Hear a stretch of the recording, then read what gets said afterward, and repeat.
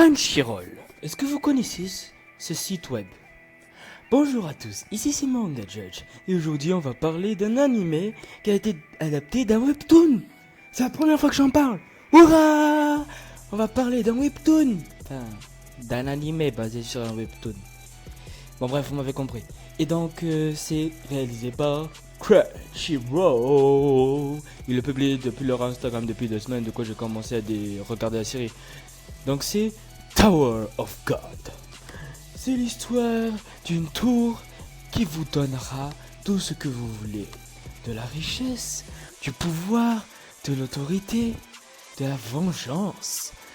Voilà ce que c'est The Tower of God. Et on suit l'aventure d'un héros qui est pour l'instant anonyme, d'après ce que j'ai vu du premier épisode, si je me rappelle bien.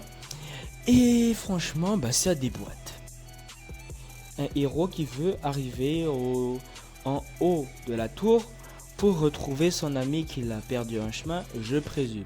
Encore une fois, je n'ai ni regardé le webtoon, je me base sur l'épisode 1 de l'animé et aussi je me base sur ce que j'ai retenu parce qu'il se peut que j'ai oublié des choses. Voilà, on peut pas être parfait.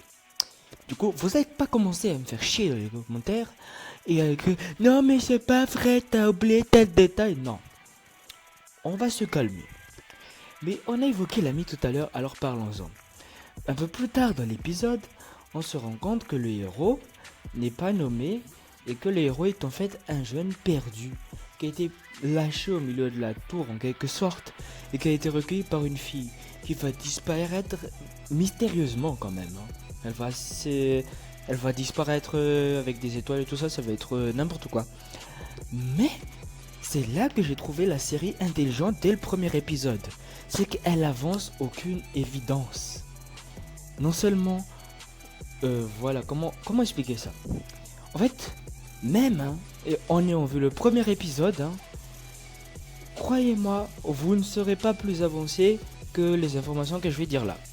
Donc c'est l'histoire d'un héros qui veut aller au bout d'une tour et la tour, elle peut exaucer tes vœux. Et elle est dangereuse la tour. Sérieusement, c'est... Et ah oui, et le héros, il connaît une meuf.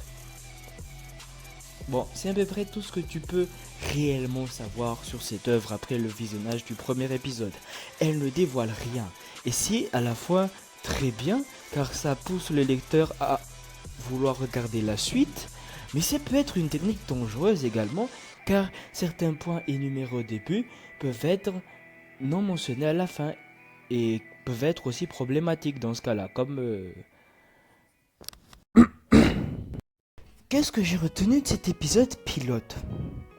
Eh bien, pour vous dire, c'est une série très prometteuse.